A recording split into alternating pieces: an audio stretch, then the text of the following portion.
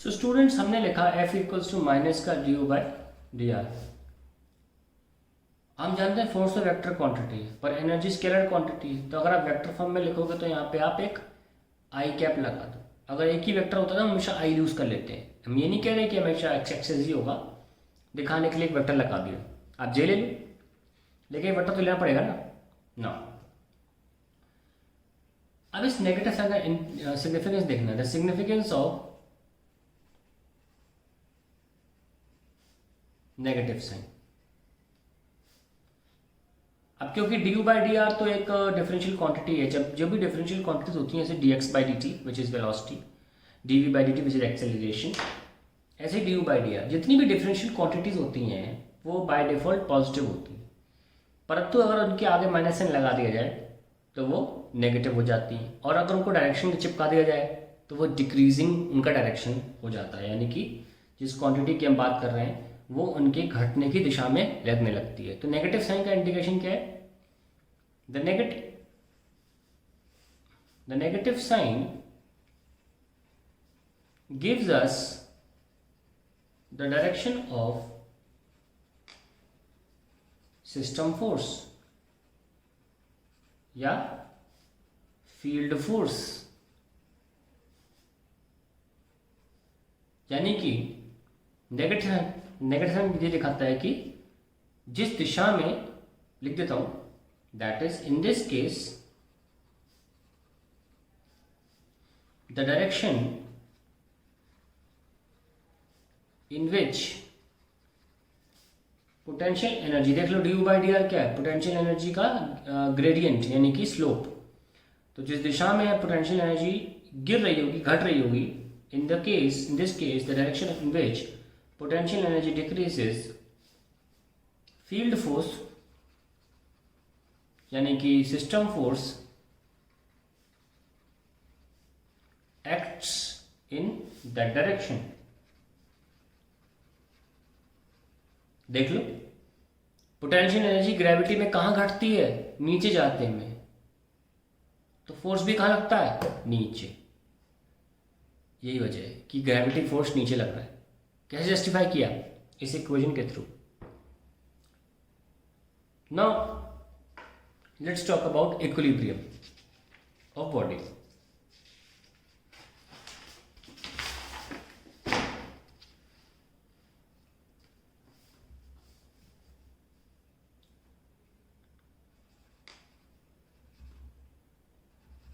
Equilibrium अभी हम क्योंकि रोटेशन नहीं पढ़ाया है तो टॉर्क इक्विलिब्रियम की बात नहीं करेंगे, हम बात कर रहे हैं सिर्फ फोर्स इक्विलिब्रियम की। There are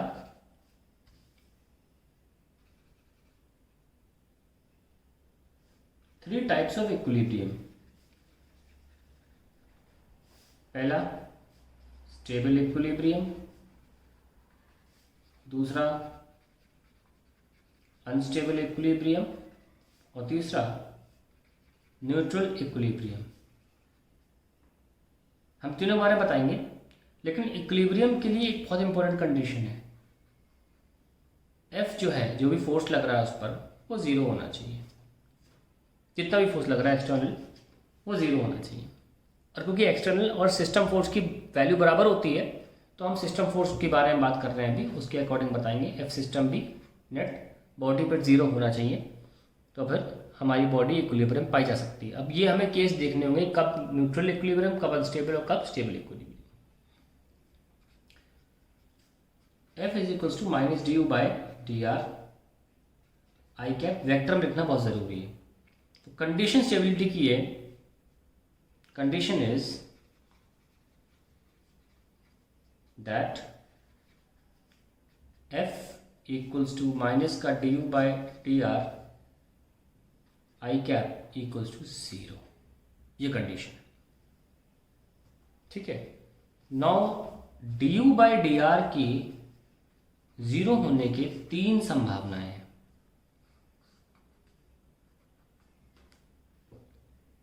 maximum minimum concept लगेगा, चिंता ना करें, तो रिवाइज करा देंगे। या तो यू मैक्सिमम वैल्यू है यू की पोटेंशियल एनर्जी की, या मिनिमम वैल्यू है, या u कांस्टेंट है, क्योंकि डिफ्रेंशिएशन ये कहता है अगर किसी की मैक्सिमम वैल्यू को आप डिफ्रेंशिएट करो तो आंसर 0 आता है, किसी की मिनिमम वैल्यू को डिफ्रेंशिएट करो तो भी आंसर 0 आता है, और कांस्टेंट का आंसर तो 0 आता ही है। मैं आपको पहले थोड़ा सा एक्सप्लेन कर देता हूँ इसको, ठीक है। लेट अस सी,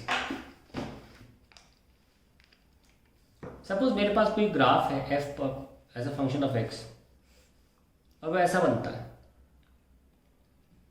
आप बताइए मैक्सिमम वैल्यू कहाँ है इसकी, यहीं है ना। ज़रा इस पर टेंजेंट बनाओ, y-x ग्राफ है, हमने बनाया मैक्सिमम वैल्यू पर टेंजेंट। टेंजेंट क्या होता है, इस ग्राफ का स्लोप, इस लाइन का स्लोप क्या होगा, स्लोप ऑफ टेंजेंट क्या होता है, slope of tangent to a curve क्या होता है, dy by D X, that is differentiation. इतना हमने चीख चीख के तो पढ़ाया था। आप बताइए किसी भी हाईएस्ट पॉइंट पर कोई और लाइन बन सकती है इसके अलावा जो पैरेलल टू एक्स एक्सिस हो, किसी भी ग्राफ में नहीं बन सकती ना। इसका स्लोप कितना है, 0, यानी कि dy बाई डी एक्स क्या होगा, 0। इसीलिए मैक्सिमम पॉइंट पर डिफरेंशिएशन 0 हो जाता है। ऐसे ही अगर आपने कोई ग्राफ बनाया, इसका मिनिमम पॉइंट है, उस पर भी यही कहानी होगी। आप बना ही नहीं सकते एक फ्लैट लाइन के अलावा कुछ बना ही नहीं सकते आप मिनिमम पॉइंट पर, फिर भी स्लोप 0 है, तो ये कंडीशन मिनिमम के लिए भी लागू हो जाती है। और अगर आपका ग्राफ कांस्टेंट है, सपोज ऐसे, फिर तो आप फिर देख सकते हैं वो ऐसा ग्राफ तो कांस्टेंट नहीं होता ना। कांस्टेंट मतलब y नहीं बदल रहा है x के साथ साथ, तो इसका भी स्लोप 0 है। तो ये हमारी 3 कंडीशन है जब हमारा ये important term D by D X minus I equal to 0 हो जाता है, ठीक है। Now let us draw a curve and then explain.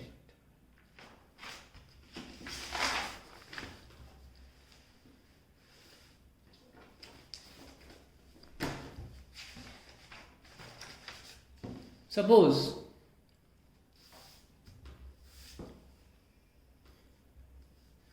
आपका u जो है वो as a function of r इस तरीके का है,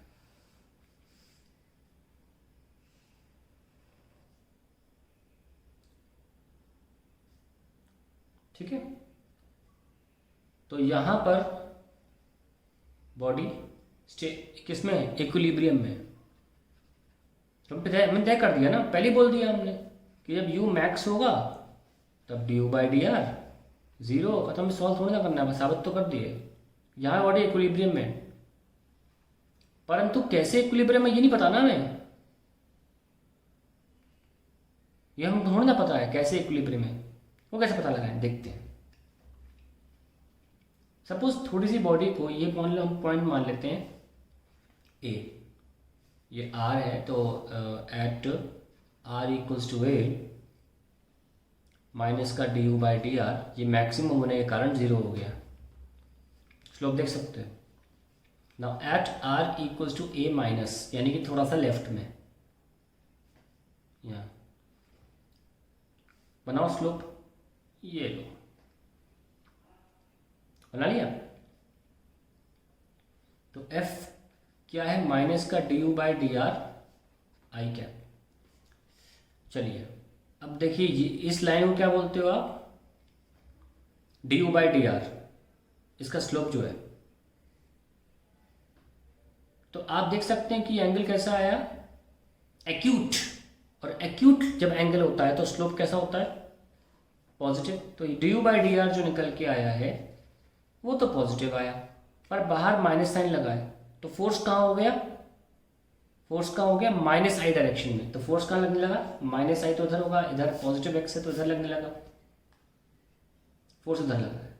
यानी कि फोर्स जो है वो बॉडी को अपनी इक्विलिब्रियम कंडीशन से दूर ले जाएगा। अगर आपने थोड़ा भी इस पॉइंट से बॉडी को इधर हिलाया तो फिर जो फोर्स लगना चालू हो गया, यहाँ पर तो फोर्स 0 हो गया, थोड़ा भी फोर्स इधर लाए तो हमारे ये एक्सप्रेशन ये कहता है कि भाई D U by D R तो पॉजिटिव है, माइनस की वजह से पूरा माइनस हो गया, माइनस आई डायरेक्शन मिल गया फोर्स का, किधर लेफ्ट साइड, यानी कि जो फोर्स है वो फिर बॉडी को अपनी इक्विलिब्रियम पोजीशन को अटेन करने नहीं देगा और वहाँ से उल्टा दूर ले जाएगा।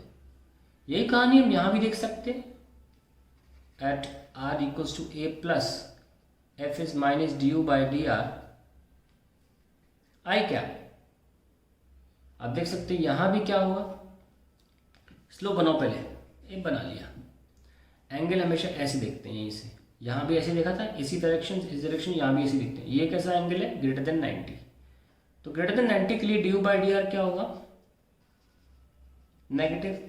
और अगर माइनस लगा हुआ है तो एफ क्या हो जाएगा, डायरेक्शन एफ की पॉजिटिव आई क्या, यानी कि फोर्स का लगेगा इधर की तरफ।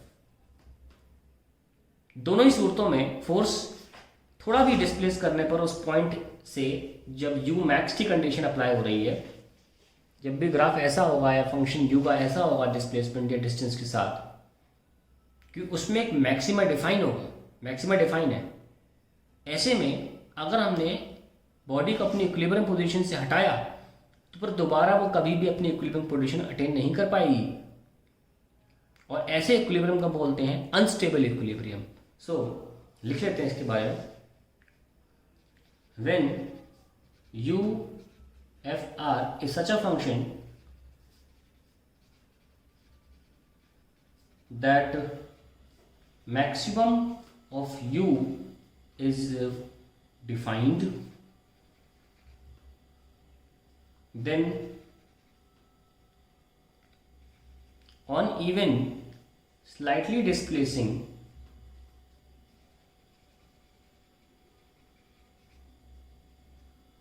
a body from its equilibrium position, the system force begins to act in such a way that it moves the body away from equilibrium position. तो ऐसे में क्या बोलेंगे हम, such a body is said to be in unstable equilibrium. ये इसकी सारी कहानी, ठीक है। अब आगे बढ़ते हैं। अगर हमारा u का फंक्शन में मिनिमम डिफाइन है तो क्या होगा, ऐसा फंक्शन है तो ये पॉइंट हम r इक्वल्स टू ए मान लेते हैं। थोड़ा सा लेफ्ट लेंगे, थोड़ा सा राइट लेंगे, a माइनस और a plus. At r equals to a minus f equals to minus का D by D R I क्या, यहाँ पर बनाइए आप, बनाया तो at r equals to a minus D U by D R, ऐसी लाइन नेगेटिव होती है ना, नेगेटिव है। So f is equals to positive I cap, direction है। आप चाहे तो k लगा लो, क्योंकि f is equals to positive लिखना कोई अलग लगेगा, तो आपने इस पूरे को k लिख लिया और पॉजिटिव आई कैप लिख लिया, डायरेक्शन क्या मिल गई। सो डायरेक्शन ऑफ f क्या हुई, इज पॉजिटिव आई कैप। तो यहाँ लगेगा पॉजिटिव आई कैप, कहाँ होता है, राइट साइड होता है ना, फोर्थ को यहाँ लग रहा है। तो ये फोर्स अब बॉडी को कहाँ लेके जा रहा है, जहाँ से आई थी, टूवर्ड्स इक्विलिब्रियम पोजीशन। और at r equals to a plus ले लें तो f क्या है, माइनस का D U by D R I cap. यहाँ पर आप बनाइए टेंजेंट और देखिए कि इसका स्लोप क्या है, 90 से कम एंगल है, स्लोप पॉजिटिव होगा। So D U by D R हमने देखा कि तो पॉजिटिव है, देयरफॉर फोर्स जो है वो माइनस आई कैप में लगेगा, डायरेक्शन में, इन डायरेक्शन, यानी कि लेफ्ट की तरफ। क्योंकि ये D U by D R क्या है, पॉजिटिव है, माइनस को हटा नहीं पाया ना, माइनस को कहाँ हटा पाया, वो की तो पॉजिटिव हो गया बेचारा, माइनस मेंटेन रह गया, तो फोर्स का लगेगा लेफ्ट में। तो आपने एक ऐसी पोजीशन में बॉडी रख दी है कि आपने अगर यहाँ से थोड़ी भी यहाँ हिलाई तो भी यहाँ तो भी यहाँ, तो ये बॉडी कैसे इक्विलिब्रियम में है? The body in such A situation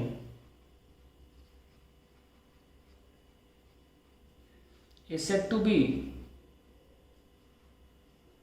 in stable equilibrium, यानी कि body will attain its own position. अब हम बात करते हैं फाइनली न्यूट्रल इक्विलिब्रियम की।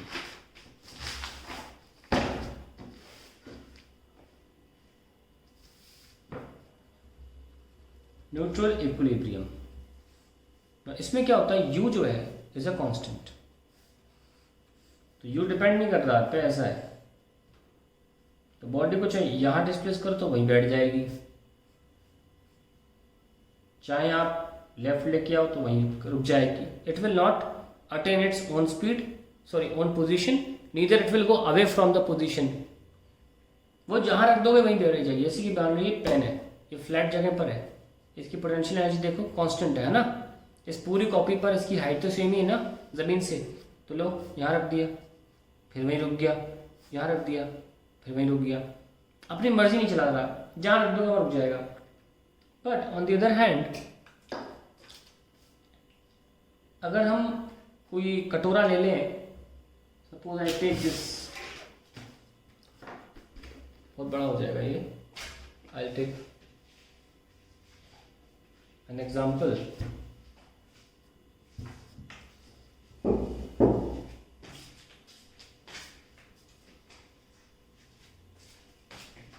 आप देख सकते हैं कि ये जो पोजीशन है, अगर मैं यहाँ रख दूँ तो ये थोड़ा सा अपने आप को स्टेबल कर लेगा, यहाँ कर लिया, थोड़ा भी हटाया तो ये गिर गया, वापस नहीं आ सकता ना। पर अगर मैं इसे अंदर रखूँ तो अंदर देखो यहाँ स्टेबल है ना, और ये देखो ये मूव करा वापस बीच में आ गया, ये देखो ऊपर ऊपर ले गए, फोर्स से वापस वहीं ले आया जहाँ से हटाया था। तो अंदर तो ये स्टेबल इक्विलिब्रियम में, पर बाहर ये अनस्टेबल इक्विलिब्रियम में। और कॉपी पर कहीं भी रख दीजिए आप, इसे बोलते हैं न्यूट्रल इक्विलिब्रियम, कहीं रख दो ये वहीं फिक्स हो जाएगा। तो ये सब कहानी जो थी हमारी इक्विलिब्रियम के ऊपर थी। यहाँ पर आके हमने वर्क एनर्जी ख़त्म किया, पावर अब भी हमने नहीं किया, पावर हम सवालों में कंप्लीट करेंगे, पावर में तो कुछ होता नहीं है, वो हम सवालों के थ्रू कंप्लीट कर लेंगे, ठीक है। तो हमारा अगला टॉपिक जो अब उठेगा वो हमारा वर्टिकल सर्कुलर मोशन होगा, उसको हमें एनर्जी कंजर्वेशन से करना है, वो आखिरी टॉपिक होगा एनर्जी का, और फिर हम कोलिजन स्टार्ट करेंगे। यहाँ के बाद अगला जो टॉपिक होगा वो होगा वर्टिकल सर्कुलर मोशन, हम कोनिकल पेंडुलम भी ले लेंगे, ठीक है, और अगले टॉपिक में उसको ख़त्म करेंगे आधे घंटे में।